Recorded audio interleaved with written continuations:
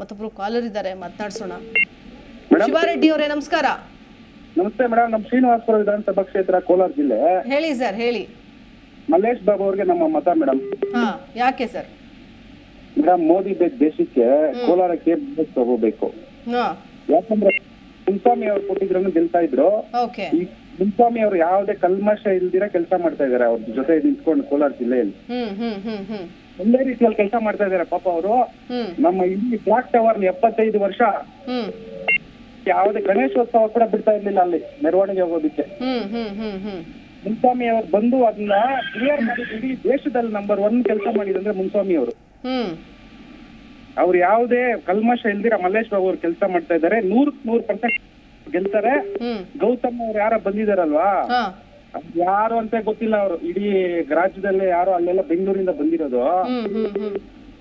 ಅವ್ರು ಯಾರು ಅಂತಾನೆ ಇಡೀ ಕೋಲಾರ ಜಿಲ್ಲೆಯಲ್ಲಿ ಯಾರು ಅಂತಾನೆ ಗೊತ್ತಿಲ್ಲ. 100% ಮಲ್ಲೇಶ್ ಬಾಬು ಅವ್ರು ಗೆಲ್ತಾರೆ ಮೇಡಮ್ ಇಡೀ ಕೋಲಾರ ಜಿಲ್ಲೆಯಲ್ಲಿ. ಅಲ್ಲ ಸರ್, ಅಸ್ತಿತ್ವನೇ ಇರ್ಲಿಲ್ವಲ್ಲ ಸರ್, ಮುನಿಸ್ವಾಮಿ ಅವ್ರು ಗೆಲ್ಲಿಲ್ವಾ? ಮುನ್ಸ್ವಾಮಿ ಅವ್ರಿಗೆ ಗೆದ್ರು ಮೇಡಮ್. ಮುನ್ಸ್ವಾಮಿ ಟಿಕೆಟ್ ಕೊಟ್ಟಿದ್ರು ಗೆಲ್ತಾ ಇದ್ರು. ಇವಾಗ ಮೈತ್ರಿ ಅಲ್ಲ ಸರ್, ಈಗ ಮುನಿಸ್ವಾಮಿ ಅವರು ಯಾವ ಒಂದು ಆಧಾರದ ಮೇಲೆ ಹಂಗಾದ್ರೆ ಈಗ ಕೊಟ್ರು ನೋಡಿ? ಮುನಿಸ್ವಾಮಿ ಅವರನ್ನ ಒಂದ್ ರೀತಿಯಾಗಿ ಅಂದ್ರೆ ಕರ್ಕೊಂಡು ಬಂದಿದ್ದು ಅರವಿಂದ್ ಅವರು, ಆಯ್ತಾ, ಅರವಿಂದ್ ಲಿಂಬಾವಳಿ ಅವರು ಕೋಲಾರಕ್ಕೆ ಕರ್ಕೊಂಡು ಬಂದು ಅಭ್ಯರ್ಥಿ ಮಾಡ್ತಾರೆ. ಅಸ್ತಿತ್ವನೇ ಇಲ್ಲದೆ ಇರುವಂತಹ ಕ್ಷೇತ್ರದಲ್ಲಿ ಗೆದ್ದು ಬೀಗ್ತಾರೆ ಅಂದ್ರೆ ಅದೊಂಥರ ಆಶ್ಚರ್ಯ ಆಗಿತ್ತಲ್ವಾ? ಸೊ ಹಂಗಾಗಿ ಇಲ್ಲಿ ಯಾವ ಆಧಾರದ ಮೇಲೆ, ಕೇವಲ ಅಸ್ತಿತ್ವ ಅಥವಾ ಲೋಕಲ್ ಅಭ್ಯರ್ಥಿ ಅನ್ನೋ ಕಾರಣಕ್ಕೋಸ್ಕರ ಗೆಲ್ತಾರೆ ಅನ್ನೋದನ್ನ ಹೆಂಗ್ ಹೇಳ್ತೀರಿ ಸರ್?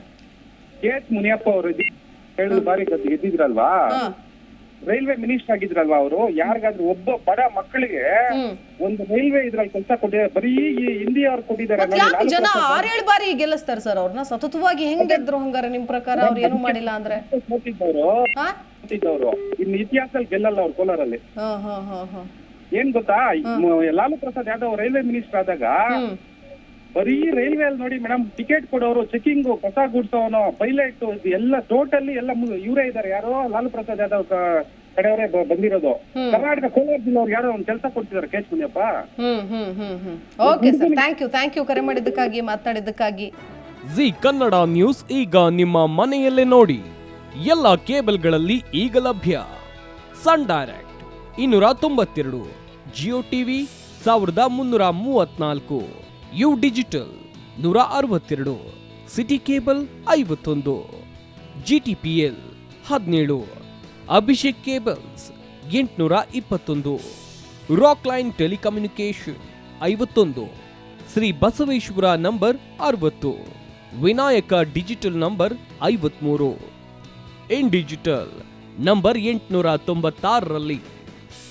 ನಿಮ್ಮಿಸ್ತದ ಜಿ ಕನ್ನಡ ನ್ಯೂಸ್ ನೋಡಿ ಆನಂದಿಸಿ.